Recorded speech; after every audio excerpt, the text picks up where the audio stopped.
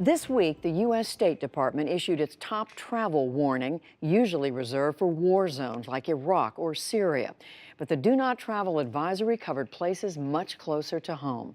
It cautioned Americans against traveling to 5 states in Mexico. One is home to the famed resort city of Acapulco. Special correspondent Danny Gold has our second look at violence in Mexico from that Pacific Coast locale and found a place that Frank Sinatra once crooned about, heaving under the weight of crime and violence.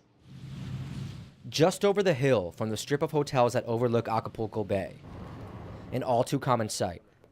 Heavily armed police and a forensic team. We just got a call. There are a number of bodies that have been found in a house. We're in Zapata. It's one of the more notorious neighborhoods in Acapulco.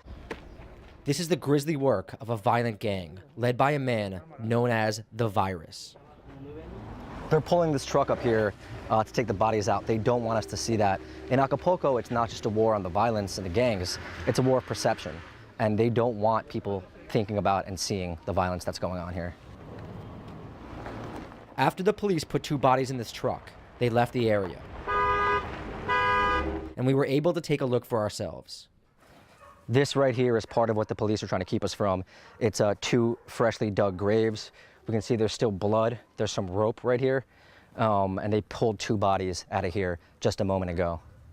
Just hours before we met him, this 20-year-old, who requested that we protect his identity, was held hostage just a few feet away from the shallow graves.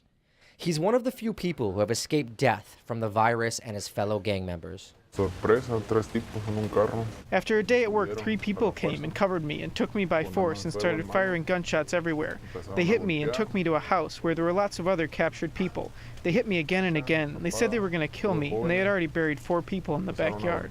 What are you going to do now? Do you feel safe enough to go back to your neighborhood? No, I don't. What I want more than anything is to leave Acapulco. There is no peace or security here. 2017 just marked the 5th straight year that Acapulco has been Mexico's most murderous city. But it hasn't always been like this. Come fly with me, let's fly away. The city gained prominence in the 50s and 60s as a tropical paradise for celebrities and millionaires alike. The Kennedys, John Wayne, Elizabeth Taylor, all were regulars. Sinatra even mentioned one of his favorite vacation spots in Come Fly With Me. And we'll beat the birds down to Acapulco Bay.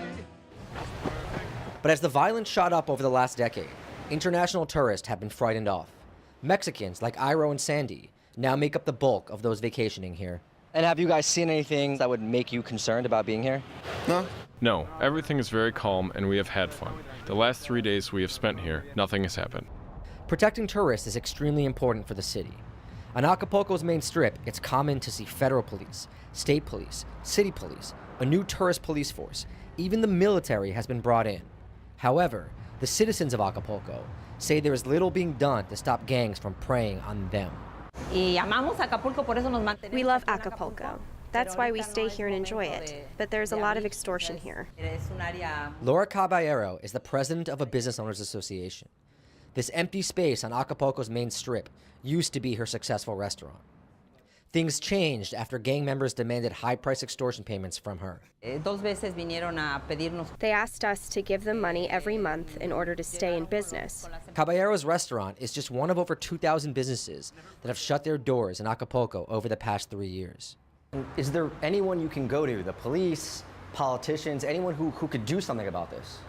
No, definitely not right now.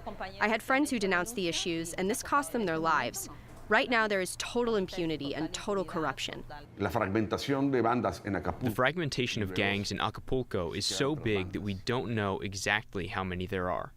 Javier Morlet is an advocate for victims' rights, a job that hits close to home. He lost his own 20-year-old daughter in 2011 to violence.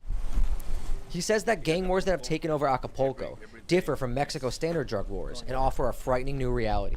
These small gangs came from fragmentation of big gangs. They don't have the ability or the logistics, so they abandon the drug business and instead start attacking civic society to survive.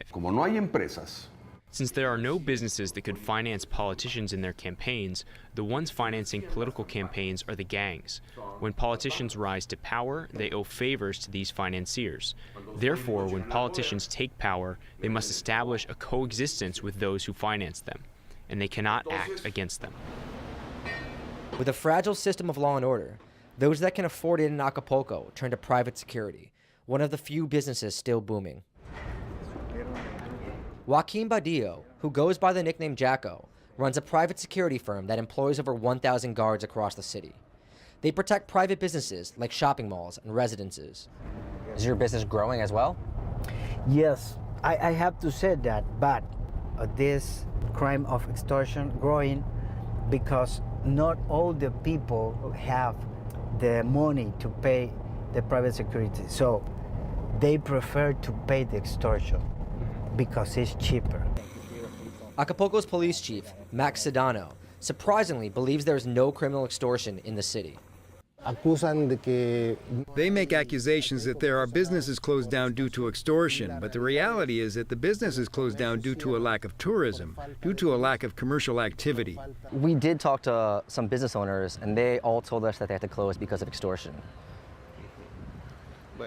I have not seen a single person who has told me that he had to close their business due to extortion. Sedano, a highly decorated police and military veteran, was brought in by the federal government to help clean up both the city and the police force. When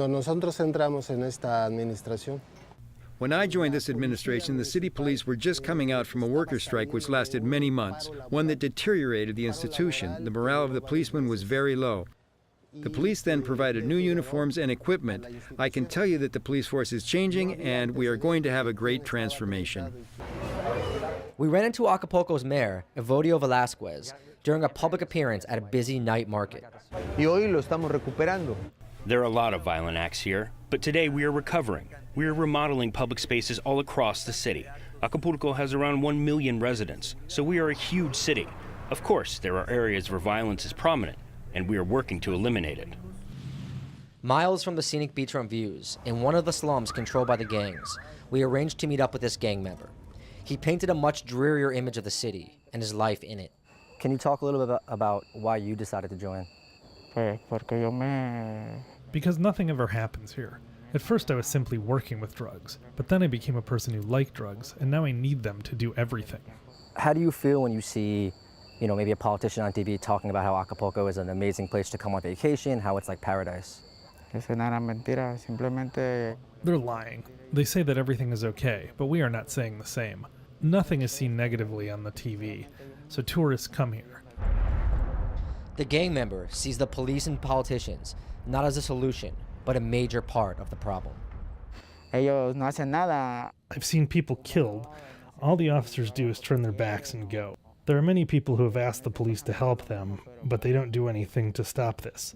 The police is brought here. The authority isn't the law. Here, who governs is the cartels, the gangs, the hitmen, and the extortionists. There's no future in Acapulco. It's not even worth trying here.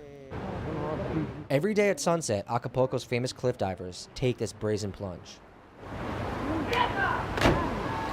But it's the city itself that will remain in freefall until it can finally control its crime and violence. For the PBS NewsHour, I'm Danny Gold in Acapulco, Mexico.